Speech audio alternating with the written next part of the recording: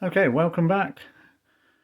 This is me setting up a pair of 2-valve jawa 890 crankcases with the crank in, and the setup I use for working out the end float on the crank.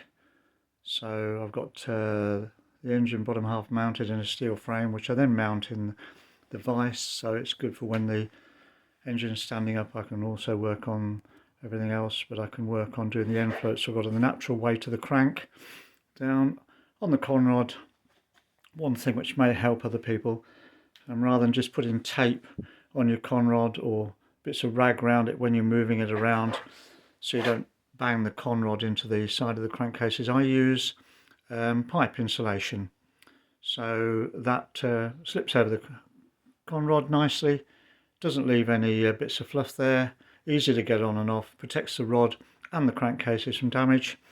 Now in here I've got a tyre lever with some tape on it, protect the crankcases again, so I can use the tyre lever, lift the crank up. Obviously the crank's all the weight down, so I can then just lift the crank up, watch the dial gauge, and I work out where the end, how much end float I've got, and it's just a question of doing the maths and working out where I want to be.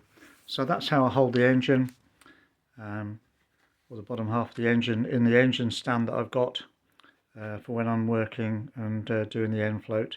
You can also obviously do other things, like put cams and etc in it, but so the stand works both ways, just nipped up in the vise, and that's the easiest way to do it. If you try and do it on the stand with it just resting down there and you try and move the crank from side to side, yes, you can feel the end float, but it seems to be more difficult to get an accurate reading on the dial gauge.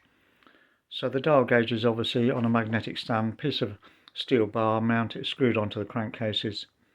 And anyway, that's how I do it. And yeah, I hope it's of interest to some of you.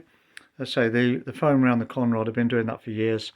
Cable tie as well to stop it slapping about, but it does work really, really well. And the other thing is, you're less likely to forget you've got tape on it and build the top half of the engine up without noticing it. Okay, that's it. See you again. Cheers. Thanks for watching. Bye bye.